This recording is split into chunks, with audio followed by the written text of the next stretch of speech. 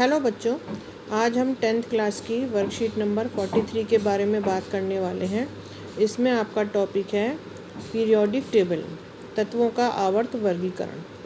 हमारे आसपास के पदार्थ, चारों तरफ जो भी पदार्थ हमारे हैं वो सभी तत्व, फिर मिश्रण और यौगिक के रूप में उपस्थित होते हैं। तत्व जो हैं वो ऐसे पदार्थ होते हैं जो केवल एक ही प्रकार के अणुओं से मिलकर बने होते हैं। उदाहरण सोडियम, सोना, मैग्नीशियम, आपका कार्बन भी हो सकता है, ऑक्सीजन भी हो सकता है, हाइड्रोजन भी हो सकता है। ठीक है, ये सभी आपके तत्व हैं, यानी कि एलिमेंट हैं।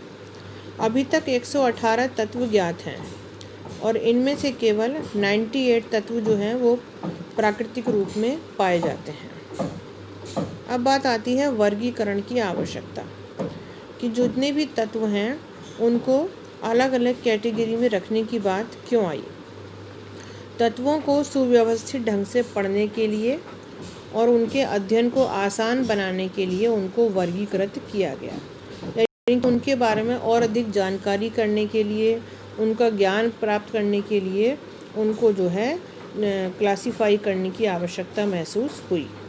सबसे पहले ज्ञात तत्वों को, जो भी हमें तत्व ज्ञात थे, जैसे कि 118 तत्व, ठीक है, और उन्हीं तत्वों को क्या किया गया, आपके मेटल और नॉन मेटल्स में बांट दिया गया। जैसे जैसे और तत्वों की खोज होती गई, उनके फीचर्स या उनके कैरेक्टर्स पता चलते गए, उनको धीरे धीरे क्या किया गया, उनको भी इसी तरह से क्लासिफाई किया जाता रहा। आपके सबसे पहले एक साइंटिस्ट आए, डॉबे राइनर, 1817 में, जो जर्मन के रहने वाले थे। ठीक है, और इन्होंने जो है अपनी एक टेबल दी जिसमें उन्होंने तीन एलिमेंट्स को रखकर वो टेबल बनाई, इसलिए उस टेबल का नाम पड़ गया त्रिक। और इसके अंदर इन्होंने समान गुणधर्मों वाले तत्वों को समूहों में व्यवस्थित करने का प्रयास किया, यानी कि इन्होंने जो भी आपके एलिमेंट्स थे उनके समान गुण थे। समान गुण मीन्स कि उनके जो भी कैरेक्टर्स थे वो बिल्कुल एक से थे, उनको उस टेबल में रखने का प्रयास किया। और उनके बढ़ते हुए परमाणु भार के अनुसार उन्होंने उन तत्वों को उस टेबल के अंदर रखा। बढ़ता हुआ परमाणु भार कैसा हुआ, जैसे मान लीजिए किसी आपका एलिमेंट का 1 है, फिर 2 है, फिर 3 है, फिर 4 है, तो ये जो संख्या बढ़ रही है, ये समझिए आप परमाणु भार है, तो इसके अकॉर्डिंग ही बढ़ते हुए क्रम में उन्होंने उन तत्वों को, ठीक है, रखा। और उन्होंने तीन तत्वों को लेकर ये टेबल बनाई, इसीलिए इसका नाम पड़ गया त्रिक। त्रिक के मध्य तत्व का परमाणु भार, मध्य तत्व मीन्स, जैसे इन्होंने ये टेबल देखिए, इसमें इन्होंने लिया lithium, sodium, potassium, calcium, strontium, beryllium, chlorine, bromine और आयोडीन। ठीक है, तो ये हम इसको ऊर्ध्वाधर पढ़ेंगे, यानी कि ऊपर से नीचे ये टेबल है। तो इसमें वो बात कर रहे हैं कि त्रिक के मध्य तत्व कौन से हो गए इस टेबल में, सोडियम, स्ट्रोंशियम और बेरिलियम। तो जो मध्य तत्व का परमाणु भार है वो क्या होता है, आपके सबसे ऊपर वाले और सबसे नीचे वाले जो तत्व हैं उनके कुल योग के औसत के बराबर निकल कर आता है। जैसे आप उदाहरण देखिए, सोडियम और पोटेशियम वाला त्रिक, ठीक है, सोडियम और पोटेशियम वाला और लिथियम वाला, जिसमें कि आपके लिथियम और आपके पोटेशियम का परमाणु भार दिया गया है। ठीक है, आपके लिथियम का है परमाणु भार 6.9 और आपके पोटेशियम का क्या है, 23 है। तो जब इनका जो है आपका औसत निकाला गया तो वो आपके बिल्कुल सोडियम के परमाणु भार के बराबर आया। कैसे, देखिए अब हम यहाँ पर मैं आपको बताती हूँ। ठीक है, आपका है 6.9, ठीक है, उसके बाद आपका है फिर 39, और इनका जब हमारा औसत निकाला जाएगा तो वो हमारा कितना आ जाएगा, 22.5। ठीक है, औसत ऐसे ही निकाला जाता है, जितनी संख्या होती है, ठीक है, यानी कि जितने उनको हम काउंट करते हैं, जैसे यहाँ 2 एलिमेंट हो गए तो 2 से डिवाइड कर देंगे, अगर 3 एलिमेंट होते तो 3 से डिवाइड कर देते। तो इस तरह से आपका ये औसत निकाला जाता है।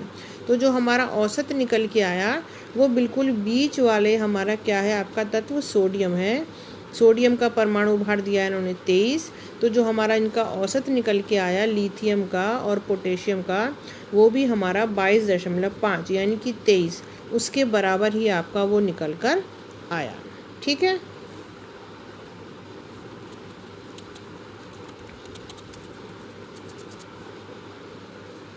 अब उसके बाद है आपका, जैसे अब दूसरा इन्होंने दिया, अब इसकी कुछ कमियां भी रहीं। कमियां क्या रहीं कि डॉबिन आयरन जो है उस समय तक ज्ञात तत्वों में केवल 3 त्रिक ही ज्ञात कर सके थे। यानी कि उन्होंने क्या किया, केवल 3 तत्वों को लेकर ही अपनी टेबल बनाई, उससे ज़्यादा उनके बारे में उनको जानकारी प्राप्त नहीं हो सकी।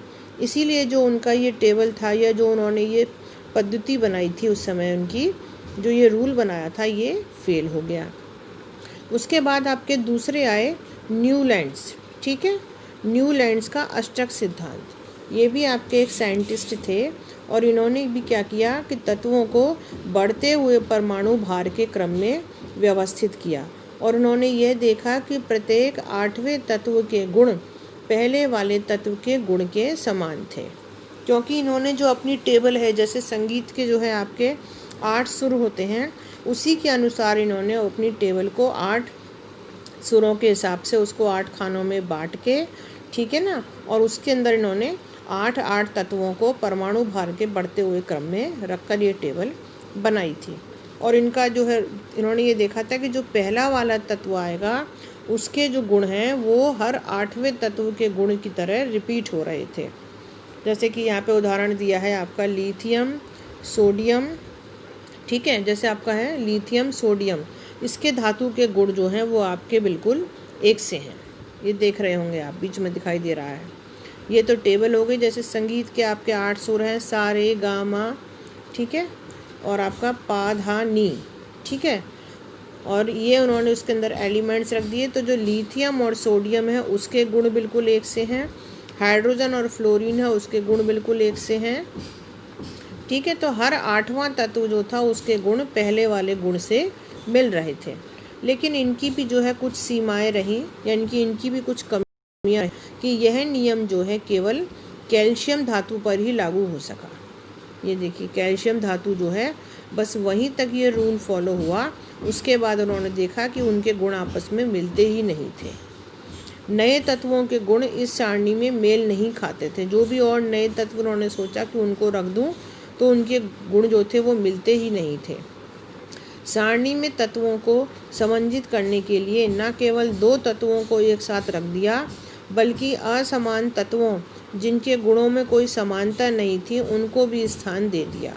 ठीक है, इन्होंने क्या किया कि सारणी बनाने के लिए कि नहीं जी 8 ही होने चाहिए, इसलिए उन्होंने क्या किया, कुछ तत्वों को उन्होंने 2 तत्वों को एक साथ रख दिया और कुछ तत्व जो थे ऐसे रख दिए, जैसे कि आप भी देख सकते हैं लास्ट वाली लाइन में, कि इसमें जो है इनके कैरेक्टर्स मिलते नहीं हैं। ठीक है ना, फिर भी उन्होंने उन तत्वों को इसके अंदर स्थान दे दिया था। इसीलिए जो है उनका भी ये रूल अष्टक का फेल हो गया। अब ये आपके क्वेश्चन दिए गए हैं कि तत्वों को वर्गीकरण करने की आवश्यकता क्यों थी। तो उनको पढ़ने के लिए, उनका अध्ययन आसान बनाने के लिए आवश्यकता थी। 3 तत्वों के नाम लिखिए जो डॉबेराइनर का त्रिक दर्शाते हों।